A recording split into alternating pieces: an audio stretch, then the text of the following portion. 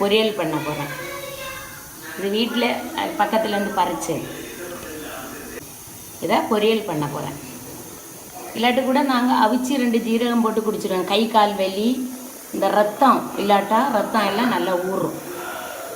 ஒரு வாரத்துக்கு ஒருக்கா நம்ம முருங்கைக்கீரையை அவிச்சு குடித்தாலே போகிறோம். வெறும் முருங்கைக்கீரையை அவிச்சு தண்ணி குடித்தாலே போகிறோம். இது பொரியல் பண்ண போகிறேன்.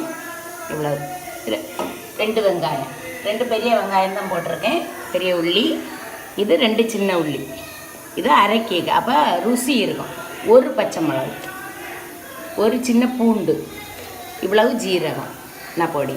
இனி இந்த தேங்காய், மஞ்சப்பொடி, மஞ்சப்பொடி கொஞ்சம், மஞ்சப்பொடியும் போட்டாச்சா. வத்தல் பொடி போட்டு அடிக்கலாம், ஆனால் வத்தல் பொடி சோப்பாக இருக்கும். இது பச்சையாக சூப்பராக இருக்கும். கொஞ்சோண்டு தண்ணி, அவ்வளோதான். இனி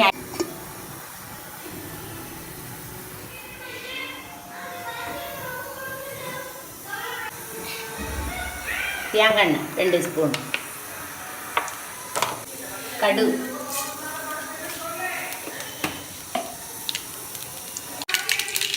உளுந்தம்பருப்பு 2, ஒரு காஞ்ச மிளகாய்,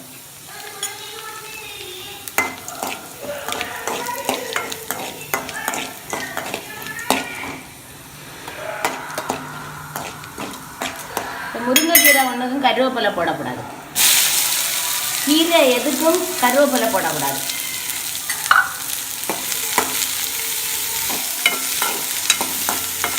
இது நல்லா கொஞ்சம் வதங்கின உடனே நம்ம முருங்கைக்கீரையை போட்டுறோம்.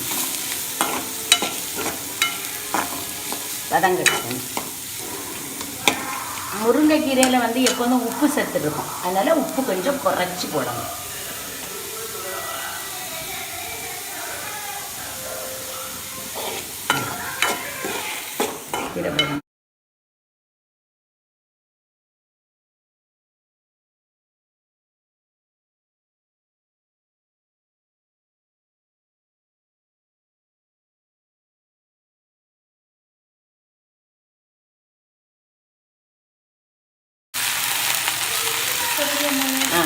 கீரை உள்ளி வதங்கின உடனே முருங்கைக்கீரையை போட்டாச்சு.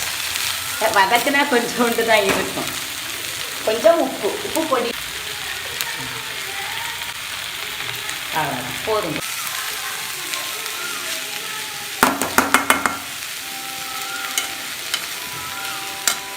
இனி நம்ம அடித்து வச்சுருக்க தேங்காய்.